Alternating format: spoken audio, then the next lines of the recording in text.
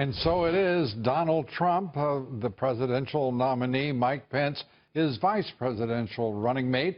Joining me now, investigative reporter for the Washington Examiner, Sarah Westwood, Wall Street Journal columnist, senior fellow at the Manhattan Institute, Fox News contributor Jason Riley, and former Clinton pollster and Fox News contributor Doug Schoen. Thank you all for being here. Sarah, let me turn to you first. He couldn't resist a few parting shots.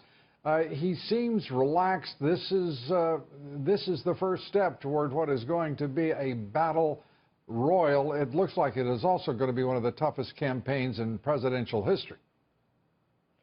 Absolutely, and I think Donald Trump did everything he needed to do at the convention. You know, he hewed closely to the message and tone that he's had the whole time. You know, why tinker with something that's working? But the discussion was defined in different terms, right? It's no longer talking about what might have been had Donald Trump not run. It's no longer talking about unity. We're now focused on the general election, and it framed the argument as you can choose Donald Trump or you can let Hillary Clinton be the president. And the case against Hillary Clinton was laid out in more stark terms than we've seen, and it was an effective argument. Jason, do you agree? The convention, I have to say, being there, it was one of the most energetic and certainly historic conventions that I've seen. Well, he did what he's been doing, and I agree with Sarah that his thinking is it's been working so far, why mess with it? But I think conventions are also an opportunity to pivot. You put the divisions of the primary behind you, you bring the party together, you move forward with one voice. But as you said in your intro, he couldn't resist today making another news cycle about Ted Cruz and the divisions within the party, and I think that's the problem. He keeps, I think that he didn't accomplish what he needed to do in terms of bringing the party together to move forward on the same footing, and I think that's going to be a problem. I take your point, and I again on the ground in Cleveland, I will tell you that that leaving the convention last night, previous Cruz supporters, and this is all anecdotal, but also watching very carefully the delegations from the various states. In some cases, Texas, which had, of course, a sizable Cruz delegation. There was a change in attitude, and there were conversions, and they even had posters. I'm sure there was some of that going on. Sure. But the two big stories out of this convention were Mrs. Trump's speech and Ted Cruz's non-endorsement. I mean, that's not what you want coming out of your convention. Look, Jason, I'm a Democrat. I'm for Secretary Clinton, much to Lou's surprise and perhaps consternation. But I will consternation. But I will say this. Inexplicable. No. I will say this. There's only one story out of this convention, which is Donald Trump's speech. Nobody's going to vote on Melania's plagiarism or the feud between Cruz and Trump. Now, you're right, Jason. The last thing Donald Trump should have done today is take a shot at Ted Cruz. He should have moved on. But the race has These are unforced errors. That's my point. They're all unforced But the race errors. is now framed. You have two views of America. What did you think of this speech? I thought it was an excellent speech. Exactly right. Well done. Yeah, it's interesting. Those, Sarah, who had been talking for some time about they want substance, they want detail. I mean, Donald Trump, it seemed to me, took them on quite a journey.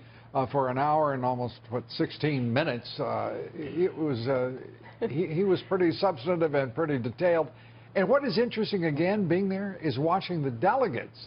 I can't attest to the home audiences across the way. By the way, Fox News channel, we want to congratulate our colleagues. More viewers there than on any broadcast network in the country. So I just want to say congratulations to them, if I may.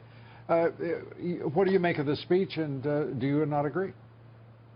I think he hit the right policy notes that he needed to hit. You know, he was more clear on the immigration issue than he has been in a long time. You know, the Democrats would love to paint Donald Trump as a racist because he takes a tougher stance on immigration, but he clarified in a very strong way that his focus is on criminal illegal immigrants and people who threaten Americans, and he told the really compelling stories of families who have lost children to criminal illegal immigrants who should have been deported and weren't because of the administration's negligence.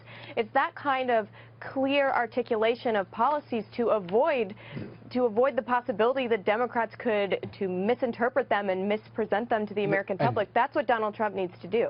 And today, President Obama siding with the president of Mexico against the Republican nominee. I think it's part of a larger law and order message that he pushed, channeling Nixon from 1968, and I think it could be very effective. We've had the tragic police shootings. There has, in fact, been an increase in homicides in major cities in the U.S., a significant increase over the past year, close to 20%. I think that can work. The danger there is him, I think, overplaying his hand here on the law and order. It's not 1968. We don't have armed students taking over campuses. We don't have murder rates doubling over the past decade. So you can't say it is actually 1968, but it also plays on another level. Hillary Clinton and the email scandal plays into this law and order theme, I believe, that she likes to skate the law. The dressing down by the FBI, the Clinton Foundation taking foreign monies. I have an opponent who likes to skate along the edge of the law. If I can get a word here. So I think it's a theme. It's a theme. Let me be very clear. And I speak not as a Democrat, Lou, not as an independent, not as a Republican, but as an American. We sit here today, Jason, with another horrific terrorist attack. The President of the United States is absent. He's sending regrets. Where is the United States? Where is Donald Trump, Secretary Clinton, and the President?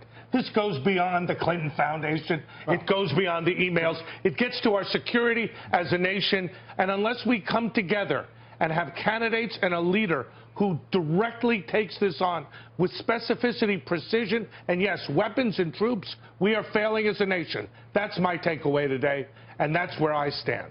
And I applaud you in that stand. I do want to offer an addendum. Please. And that is the vice presidential nominee of the Republican Party, speaking for both Donald Trump and himself, of course, and the party expressing his sympathies and concerns and condolences to the German people tonight.